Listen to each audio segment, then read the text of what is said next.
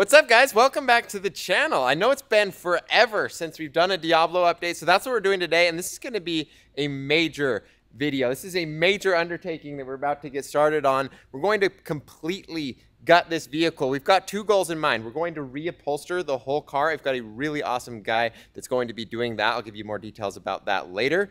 And then we want to completely remove the factory wiring harness. If you know anything about wiring harnesses, you'll know this is not a small project that we're undertaking. This is a 25-year-old car. It had an old stereo system put in it and just it's 25 years old. We want to do a really thorough, really proper restoration on this vehicle. We don't want to have any issues with it. And so we need to do that harness. It's a lot of work, but it's going to be worth it. So that's what we're going to be working on today. And we obviously need to gut the interior to get the wiring harness itself out. Almost tripped and died right there on camera. That would have been sad. Anyways, we need to get the wiring harness out, which entails removing the entire interior, but we needed to do that anyways for reupholstery, so it's not really any wasted work or effort. If you'll notice, the airbag and the speedometer, those are gone. These are over here. Alex has a head start. He got started on this a couple days ago. Here is the speedometer, or I guess the gauge cluster itself. Looking nice. This is what a Diablo gauge cluster looks like. So if we come back over here, you'll see the dashboard. It literally is just a regular dashboard with a hole cut in it. That's literally what they did. And then we come over here, and then they made this just bulbous, funny looking thing to fit on there. And that's what it is. This latch comes undone. I think when you get in a crash, it explodes outwards, and this just flops up like that, I think is the idea. And here's the airbag. It was just sitting right in there like that. Also, the headlights are out. I don't even know why. Maybe Alex has an answer to that question. But they're right here. You guys will remember the Diablo is kind of infamous for using, I think it's, what car are they from? What? The Diablo, the non-pop-up headlights are from like a Nissan. Can't remember. Okay, Alex Googled it. It took 2 seconds. It's the Nissan 300ZX. Literally straight from Nissan. They slapped them on the Diablo and they put a little visor over the top of it to cover the Nissan logo. One of my favorite car stories. We got our tools all ready to go. Let's go pull some Diablo parts out of the Diablo. What do you say? Dude, sounds like a great idea.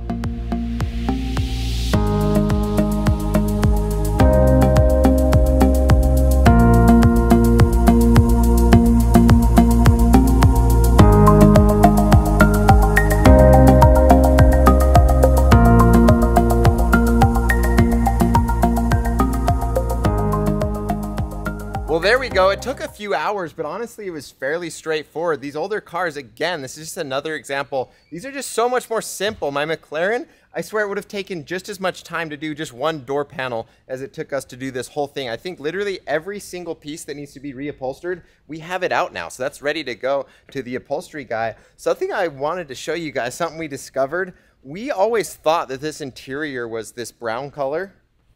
Like this. Here's like a good example of what we thought was the interior in like a decent condition, and then it got sun faded like you can see here. Like this is an extreme example of it, but no, I think this was supposed to be black. I think once upon a time, if you guys don't know this car was stolen back in '99. It's got quite the history. It was repainted from red to silver. We're going to be completely repainting it here pretty soon.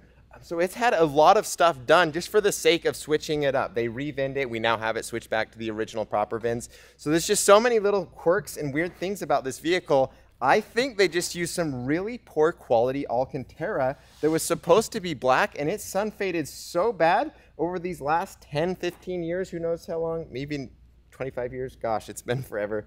Anyways, this was supposed to be black. That is kind of a funny realization. I was kind of curious why anyone would put a brown interior on this car, but now we know. All right, let's get back to business. Check out the gutted interior here. It really makes you realize this car, it's just a bunch of sticks of metal welded together, you know, like same with any car. I guess nowadays you've got like carbon monocoques like in the McLaren, but these cars are simple, you know, it's just like thin little sheet metal here to cover the transmission.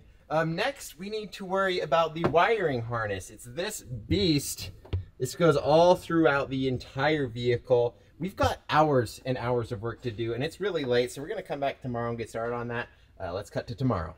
Welcome to tomorrow. Man, it feels good to be experiencing the future firsthand, all through the power of cinema.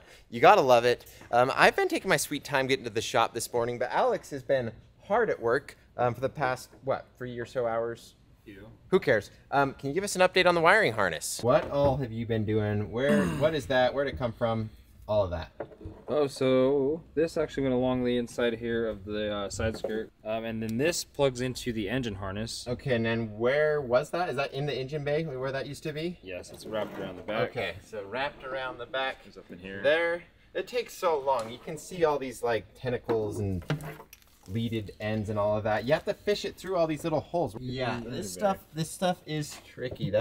I mean, it's very basic. Like, it's literally just wires with ends on them. Like, it attaches to something, but just the sheer volume of wires and the fact that they're fished through everywhere is crazy. What else we got?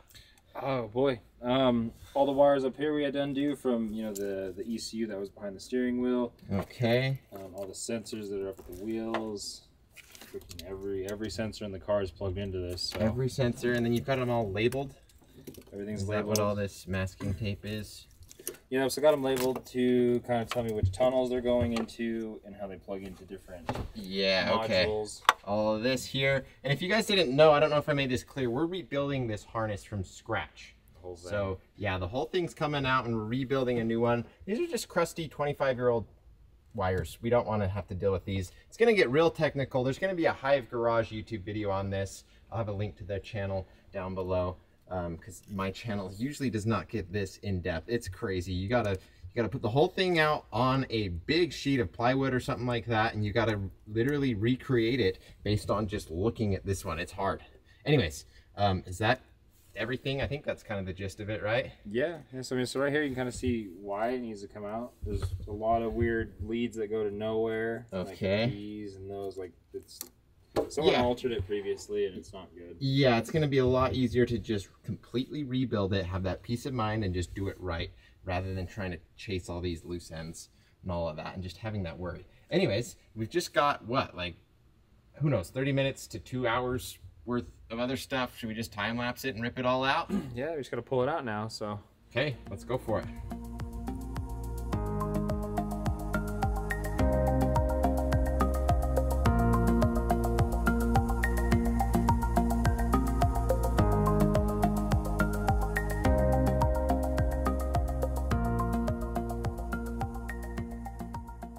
Well, here we are.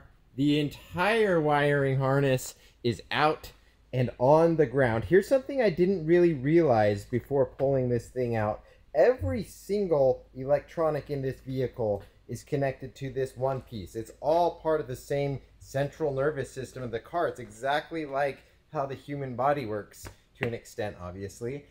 All the little sensors, like your hearing, your smell, your touch, your blood vessels, everything is all linked together, and it comes together in this one main spinal cord here. Every single little thing on here, whether it's this little air temperature sensor here, or what else were you saying, Alex? Oh man, you got what? Speakers. Like, these need to run every single electric component through a fuse.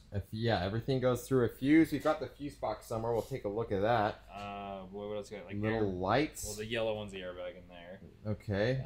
Every single module. The gauge cluster, it all connects through here. It's so crazy. This is it. Like there's another one for the engine bay. Don't get me wrong there, but like there is no other wiring going on in the interior. It's all right here in this big jumbled up, I want to say mess, but there's really kind of a simplistic organization to it. Once you break it down to the individual components, it's not that hard. This is kind of like what you do to recreate it. You get it all spread out just like this, and then you go and you individually replace every single wire on a board right next to it until you've got it perfect. So here it is. That represents so many hours of work, so much time. We got it all out. Here is the gutted Diablo interior. This looks like a, I don't know, like a go-kart. It's just a steel tube frame and some sheet metal. That's it. How would you ever believe that this is the iconic, beautiful Lamborghini Diablo. I can't believe that. These cars, they're just so simple on the inside. Here's that fuse box that I was talking about. All the little fuses get routed in here. If I flip this over around back, you better believe it's just an absolute rat's nest of wires and cabling. It looks unorganized, but it's all part of that central core right there, and those are just going to the different fuses. There's no other way to do it. It's just that many wires. Pretty crazy. Well, there you have it. We got ourselves a YouTube video. That was so much work, and we've got so much progress to show for it. I love projects like this where you've actually got like a physical, like I can literally take a before and after photo and it looks insane. I love projects like this. We got a lot done. We're feeling productive. The next time you see these interior pieces, I think they're gonna be redone. I'll probably, if I can, I'll try to film some of the process and make that into a video. But if not, give your last goodbyes to that gross, nasty, black, now brown Alcantara. It's gonna be looking good. We're making progress quick. Can't wait to get this thing done and back on the streets. It's an absolute beast. Alex, thank you very much for the help. Like I was saying earlier, Hive Garage, they're gonna be recreating this wire harness and we're gonna make a video out of it. So I'll have a link in the description. Thank you so much. Thank you guys, the audience, for watching. I appreciate you guys. We'll catch you in the next one.